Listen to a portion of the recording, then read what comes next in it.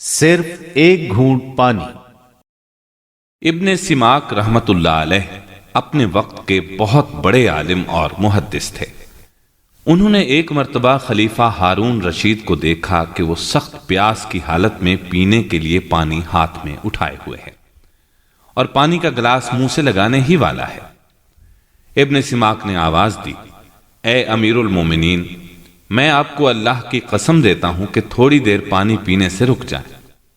جب ہارون رشید نے پانی کا پیالہ زمین پر رکھ دیا تو ابن سماک نے عرض کیا، استحلفك بالله تعالى لو انك منعت هذه الشربة من الماء فبكم كنت تشتريها۔ میں آپ کو اللہ تعالیٰ کی قسم دے کر پوچھتا ہوں کہ اگر آپ کو پانی کے اس گھونٹ سے روک دیا جائے تو آپ کتنی قیمت دے کر اسے خرید لیں گے؟ ہارون رشید نے جواب دیا، اپنی سلطنت کی آدھی دولت سے خرید لوں گا۔ ابن سماک نے کہا، اللہ تعالیٰ آپ کو خیر و مسرت کے ساتھ رکھے، پانی پی لیجیے۔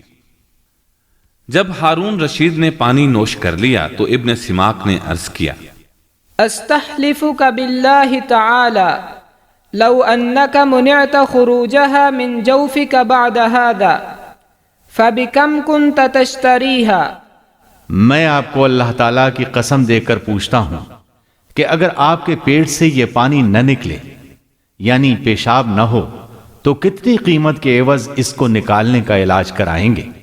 ہارون رشید نے کہا، اپنی پوری سلطنت کی دولت اس کے علاج میں لگا دوں گا۔ ابن سماک نے فرمایا، یا امیر المؤمنین، ان ملکا تربو علیہ شربة ماء لخلیق الا ینافس فی۔ اے امیر المومنین، ایسی بادشاہی جو ایک گھونٹ پانی سے کم تر قیمت رکھتی ہے، بہتر یہی ہے کہ ایسی سلطنت کی طلب میں جان توڑ کوشش نہ کی جائے۔ تاریخ دمشق میں ابن عساکر نے ابن سماک کے یہ الفاظ نقل کیے ہیں، یا امیر المؤمنین، فما تصنع بشیء شربة ماء خیر من۔ اے امیر المومنین، پھر اس سلطنت کو آپ کیا کریں گے کہ پانی کا ایک گھونٹ اس سے زیادہ قیمتی ہے۔ خلیفہ ہارون رشید ابن سماک کی بات سننے کے بعد اس قدر زار و قطار رونے لگا کہ اس کی داڑھی کے بال آنسوؤں سے تر ہو گئے۔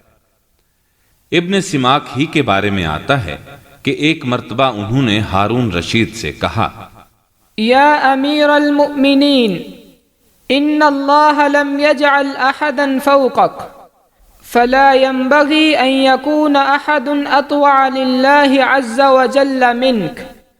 اے امیر المومنین، اللہ تعالیٰ نے آپ کے عہد میں آپ سے زیادہ مرتبہ کسی اور کو عطا نہیں کیا، اس لیے کوئی بھی شخص آپ سے زیادہ اللہ تعالیٰ کا مطیع و فرما بردار نہیں ہونا چاہیے۔ مطلب یہ کہ بندے پر جس قدر اللہ تعالیٰ کی نعمت کا نزول زیادہ ہو، اسی قدر اسے اللہ تعالیٰ کا شکر گزار اور اس کا مطیع و فرما بردار ہونا چاہیے۔ اب جب کہ اللہ تعالیٰ نے آپ کو مسلمانوں کا خلیفہ بنایا ہے اور پوری سلطنت کے آپ اکیلے مالک ہیں، آپ سے بڑا کوئی نہیں، کوئی آپ پر حکمران نہیں اور آپ سب پر حکمران ہیں، اس لیے آپ پر واجب ہے کہ سب لوگوں سے زیادہ اللہ تعالیٰ کے مطیع و فرما بردار بنیں اور اس کے آگے جھکیں، کیونکہ زیادہ پھلدار درخت زیادہ جھکا ہوتا ہے۔